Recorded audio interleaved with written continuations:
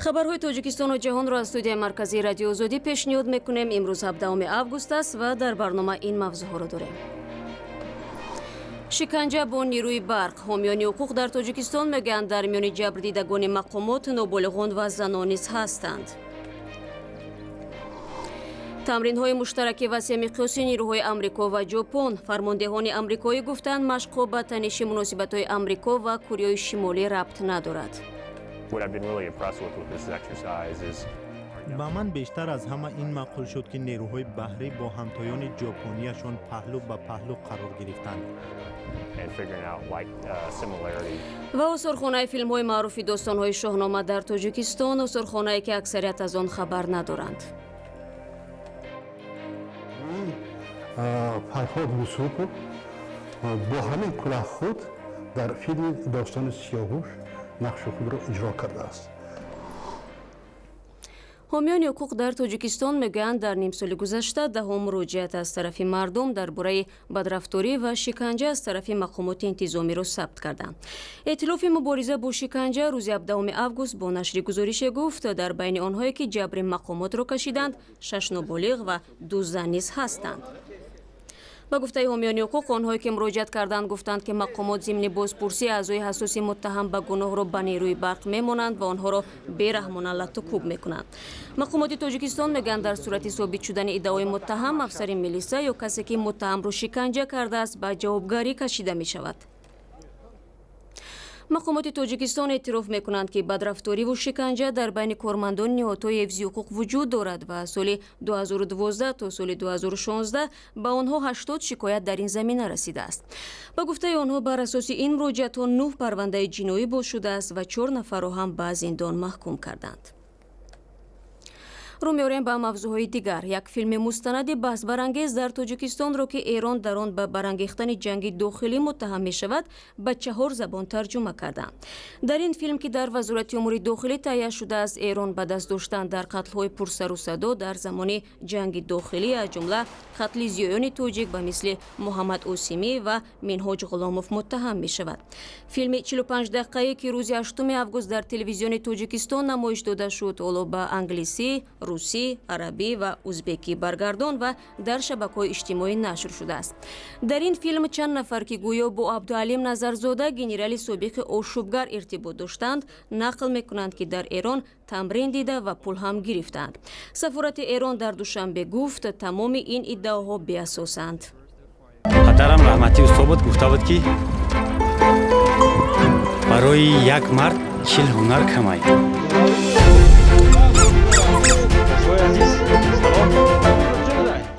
این گزارش در ادامه برنامه پخش می شود، اما حالا رو می‌آوریم به موضوعهای دیگر. در جزیره هوکایدو تمرین‌های مشترک وسیع مقیاسی نیروهای ایالات متحده آمریکا و ژاپن برگزار می شود. این آزمایش در حال صورت می‌گیرد که در این اواخر مناسبت آمریکا با کره شمالی مرکب شده است. پخینیان حتی تهدید کرد که برنامه حمله موشکی به یک جزیره توبه آمریکا را بررسی می‌کند. تا کجا این آزمایش به بیگو مگوی دو کشور ربط دارد در گزارش نوبتی تماشا می‌کنیم.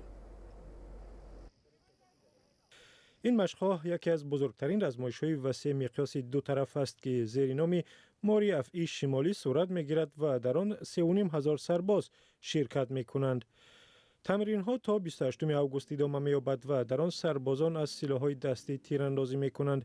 همچنین مشق‌های گروهی با استفاده از توپخانه‌ها در نظر است. فرماندهان آمریکایی می‌گویند سربازان دو طرف به آسانی با هم زبان یافتند.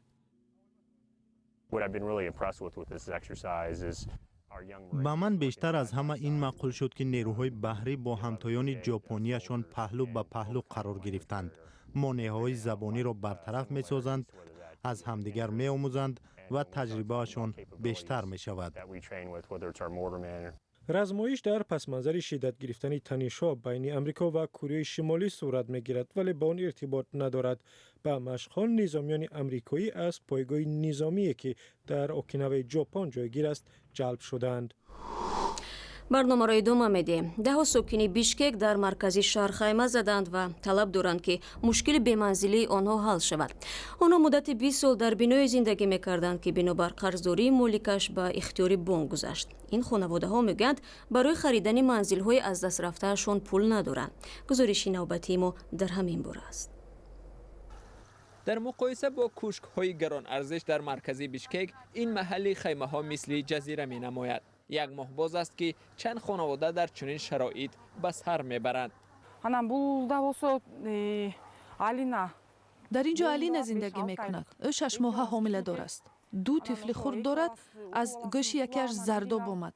اینجا یگان شرایط بهداشتی نیست. برای همین کودک کسل شد. علینا دور شد با کودکانش در بیمارخانه است.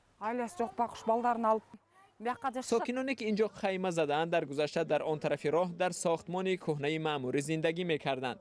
محبت و همسایه‌های او در بینای نیمه ویرانه محله ثروتمندان در آخر سالهای 90 مسکون شدند. در مدت 20 سال تعداد ساکنان آن تا به 100 نفر رسید. این بینای بی‌صاحب بود، باید ویران میکردند. در او تیریزه نداشت و به حاجتخانه تبدیل میافت. ما آن را آباد کردیم. بعضی ها حتی تعمیر اروپایی کردند. تنها بعد از این بنا را دیدند. در مدت چند سال بارها صاحب این بنا عوض شد. رهبر آخر آن از امان بانک قرض گرفت ولی نتوانست آن را پرداخت کند. بنا همچون گرو به اختیار بانک گذشت. بر اساس قرار دادگاه از 29 سپتامبر سال 2013 بنا کاملا به اختیار جمعیت کرامیکا گذشت. بر اساس آن ما ساکنان را بیرون کردیم. ما قبلا آنها را آگاه هم کردیم.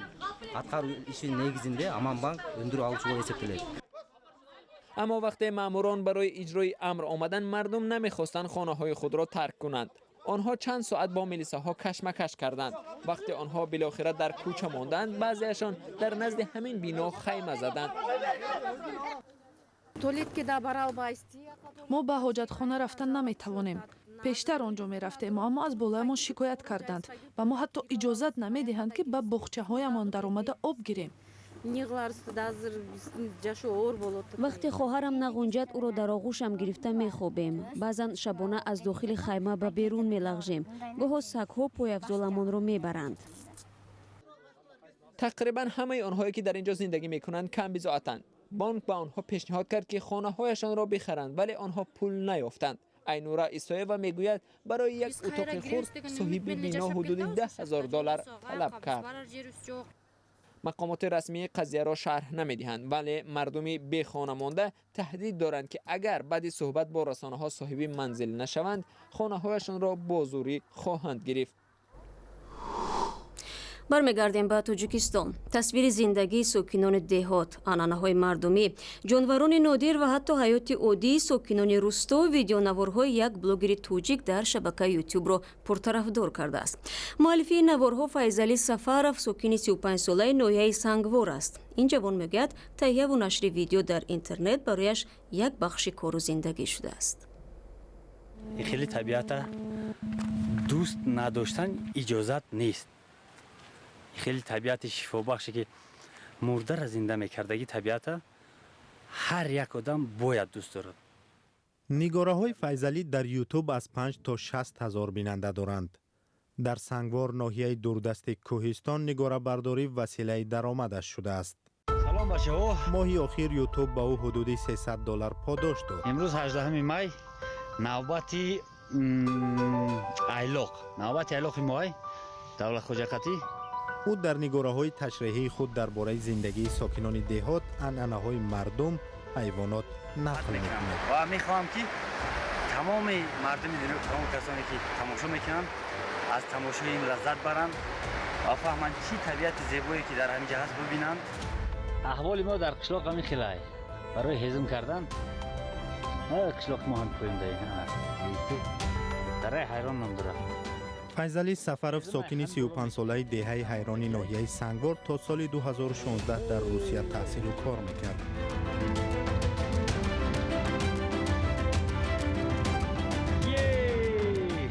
او میخواست متخصصی کامپیوتر شود ولی سختی زندگی وادارش کرد ترک تحصیل نماید. سختی های مهاجرت او را به یاد وطن می انداخت. مخلصایی که در مهاجرت هستند برای وطن زیغ می شوند، می نویسند و ایمو در تماس می شوند، در کامنتاری ها می نویسند که وطنی ما فلان قشلاق است، همون قشلاق یک نوار. برای خاطر آنها این کار حتما میکنیم. مشکل میبینید خجالت شدم. تهیه ویدیو برای او به کار تبدیل یافته است و ماهی تا 8-9 نوار در یوتیوب میگذارد و در این شبکه او را با نام علی VVZA میشناسند. ویدیو گذاشتن هم آسان نیست چون در کوهستان سرعت اینترنت سست است.